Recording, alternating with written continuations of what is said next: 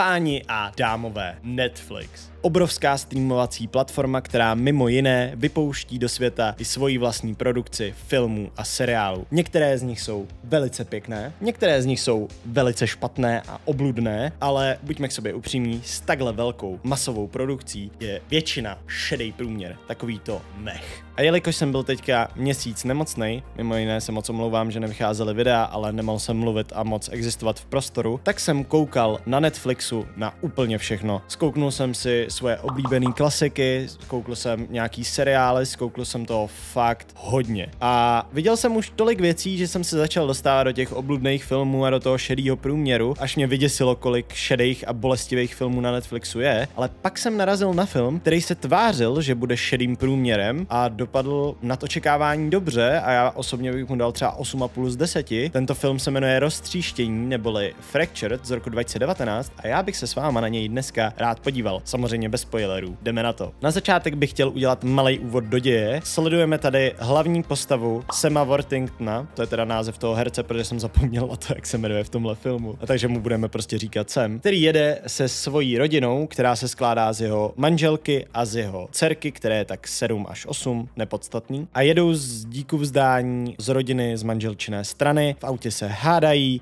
Sam je totiž naštvaný, že její rodina ho nemá ráda. Ona na něj křičí, že je absolutně neschopnej a je vyhořelej a chce zažádat o rozvod. On říká, že ji miluje a že vztah jde vždycky napravit. Ona říká, že ne. Zatímco její dcerka vzadu prostě nadává na všechno, na co může, protože se jí vybíjí iPod. Ne, je to něco na baterky, takže iPod to nebude. Okay, boomer. A že jí prostě blbnou sluchátka, musí poslouchat svoje rodiče, jak se hádají, prostě taková ta typická rodinná idylka. Sem se tedy rozhodne, že si jede na nejbližší benzínku, dá si kafe, vyčiluje se, dceře koupí baterky, žena si půjde odskočit, všechno bude krásný a pojedou zpátky domů a tam si udělají nový díku vzdání a všichni se budou zase milovat. Jenže problém nastává v tu chvíli, kdy dcerka vystoupí z auta, jde asi 5 metrů vedle té benzínky na staveniště, který má dolů fakt docela hlubokou propast. Jde tam, jde se podívat na takovej visící balónek, který tam visí na tom stanovišti, který doslova si říká o to, pojď si pro mě a spadneš dolů a umřeš. Jsem si toho všímá, jak ona jde, začne na ní křičet, jenže v tu chvíli se tam objeví pes. A ten pes, já vám povím, že ten pes vypadá, že jde prostě jako sníst s kostma, rozcupovat jí na kusy. Sem tedy veme kámen a obratně ho háže na psa, jenže dcerka se lekne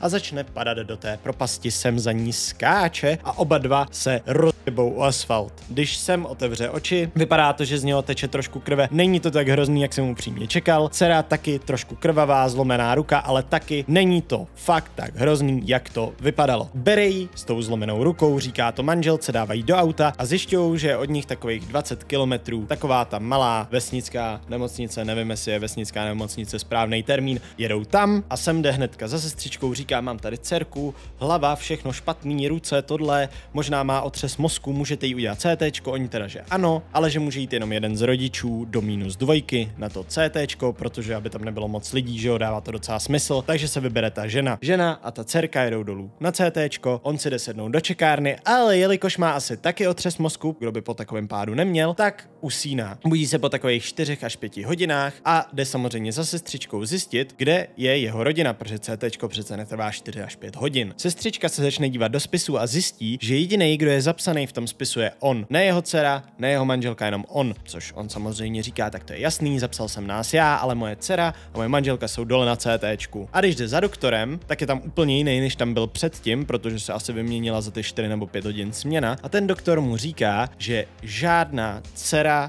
ani manželka do -2 na CTčko nejeli a v tu chvíli začíná ten film. Povím vám, je to stresující, fakt jako taková ta chladná jízda a je to hodně raw film teda, jo, je to fakt jako skvěle za mě udělaný kamerový close-upy přímo na obličeje postav, je to 99% toho filmu je založeno na dialozích, takže fakt ta kamera je úplně perfektní, jak vždycky zazumuje na toho člověka a vy mu vidíte úplně do duše. Emoční přemety, co tam ty postavy dělají, jsou skvělý, protože jednou na něj kouká na toho Sema sestřička zle, jednou mile, jednou na něj kouká doktor zle, jednou mile, jednou na něj všichni koukají znechuceně, pak jakože ho litujou, pak na třetí stranu, že by ho nejradši poslali domů, filmů, pak čtvrtý lidi na něj koukají, že by ho prostě zabili, protože je tam prostě sere a celý ten film nevíte, na čem jste, jestli on je úplně crazy, vymyslel si celou svoji rodinu, nebo si jenom vymyslel tu nehodu, nebo je prostě úplně delulu v komatu, nikdo neví. Já jsem to nevěděl, snažil jsem se to odhadovat, celý film jsem overthinkoval, co se tam děje a musím říct, že ano, měl jsem nějaký svůj tip, on se trošku vyplnil, ale ne do takového extrému, do kterého ten film skončil. Fakt jako plot twist toho filmu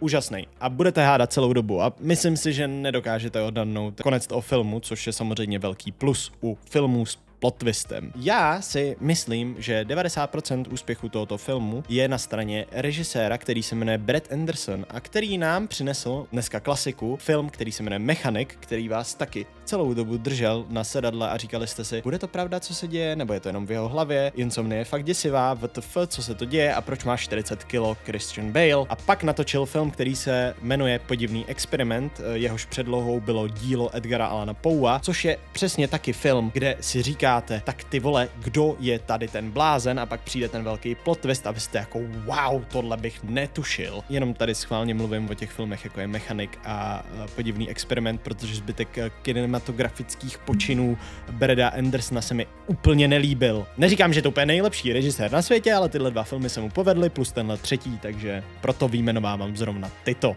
Co se týče dál, co bych asi rád jako podotknul, je, že kamera, hudba, střih, celková atmosféra toho filmu, je to chladný, je to stresující, pak jsem byl vystresovaný až do samotného konce, nevěděl jsem, jestli to mám přát Samovi, nebo to mám přát těm doktorům, nebo to mám přát sestřičkám, nebo random kolem jdoucím, fakt jako, já jsem nevěděl, na čem jsem a to na filmech miluju, fakt jako precizní práce. A co se týče hereckých výkonů, tady má Sam Worthington, který hrál v Avatarovi, což je asi jeho nejznámější role a hrál tam jako za mě jako normálně. A potom hrál ve filmech jako je třeba The Titan nebo 9 kulek, což jsou fakt děsivý filmy. The Titan je taková Avatar verze z Vyše. What the hell?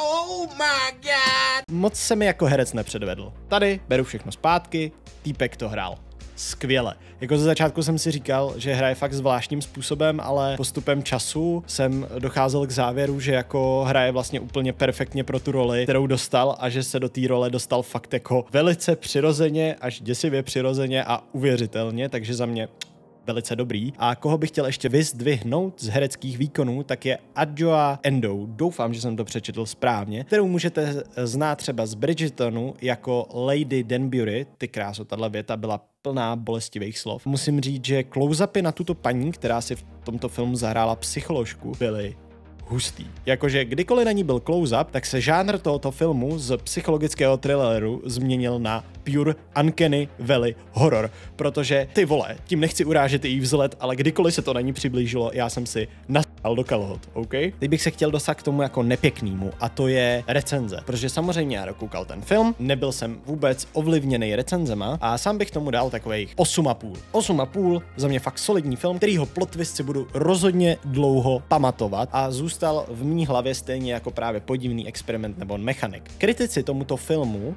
jako kritici beru na Metacritics, kde byli jenom kritici vypsaný, dali 36% ze 100%. IMDb tomu dohromady v průměru dalo 6,4 i z user reviews a ČSFD tam to má 73%.